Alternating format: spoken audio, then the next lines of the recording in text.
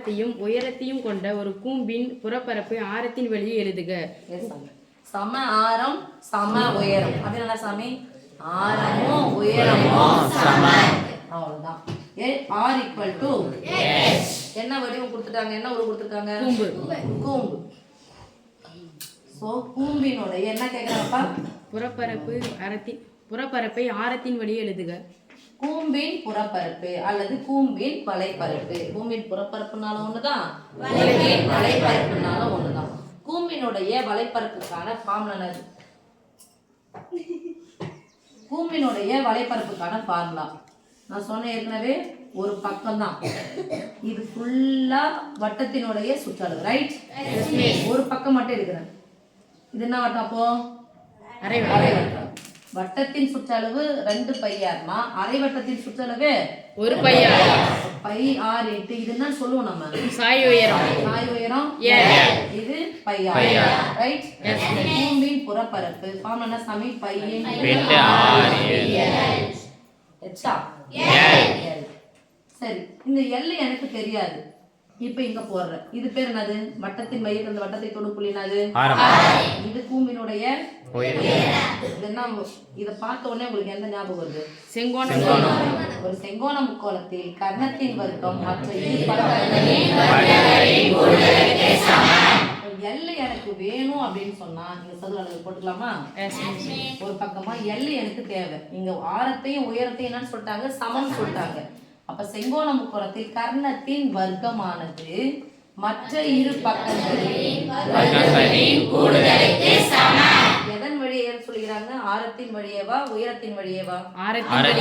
அப்ப யார் மட்டும்தான் வரணும்? ஆர் மட்டும்தான் வரணும். ஒருவேளை உயரத்தின் வழியே சொன்னா ஆருக்கு பதிலா யார் போடணும்? ஹெச் வரணும். ஆரத்தின் வழியை எழுதுனா எச்சுக்கு பதிலா யார போடணும்? சொல்ல புரியுதா? அப்போ ஆரத்தின் வழியை எழுதுகன்னு சொன்னாங்கன்னா ஆறு தான் வரும். அப்போ எச்சுக்கு பதிலா என்ன போட போறோம்?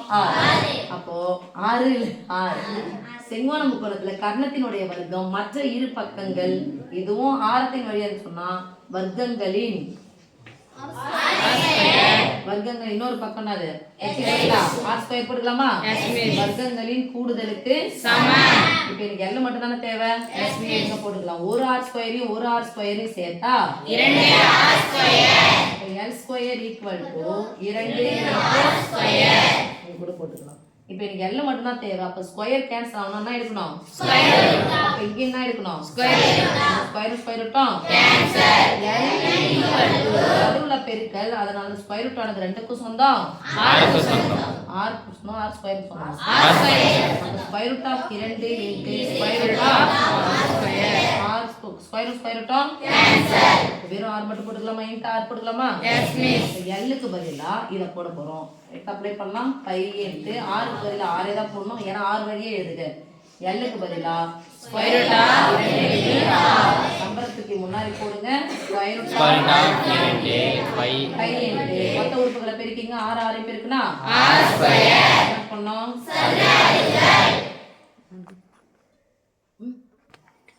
கூம்பின் அடிப்புற பரப்புடன் ஒப்பிடுக. இப்போ கூம்பினுடைய புறப்பரப்பை யார் கூட ஒப்பிட சொல்றாங்க? நான் எந்த வடிவம் வந்தாலும் உருளை, கூம்பு, கோலம், அரைக்கோளம், இடைகண்டம் எந்த வடிவம் வந்தாலும் அடிப்புறப்பரப்பு எந்த வடிவத்துல இருக்குன்னு சொல்லியாச்சு. வட்டத்தின் பரப்பளவு ஃபார்ம் என்னது? அப்ப அடிப்பரப்புடன் ஒப்பிடுகன்னு சொன்னா பை R². ஒப்பிடலாமா? ஒப்பிட்டு பாருங்க. கூம்பின் புறப்பரப்பும் இதுவும் ஒப்பிட்டு பார்த்தா கூம்பினுடைய புறப்பரப்பு ஈக்குவல் டு நான் பாக்ஸ் பண்ணலாம். ஒப்பிட சொல்லாமா? அடிப்பரப்பு. ஓகே, இங்க பாருங்க. இது ஒரே ஒரு πr². இது பாருங்க square root of 2 into πr². Square root of 2 மதிப்புன்னா சொல்லுங்க யார் பெருசு? ஒரு πr² பெருசா, இங்க ஸ்கொயர் ரூட் ஆஃப் 2 πr² பெருசா? ஸ்கொயர் ரூட் ஆஃப் 2 மதிப்பு 9th படிச்சிட்டீங்க. ஒரு ஸ்கொயர் πr² தான் பெருசா. ஸ்கொயர் ரூட் ஆஃப் 2 மதிப்பு என்னது? ஸ்கொயர் ரூட் ஆஃப் 2 மதிப்பு 1.41.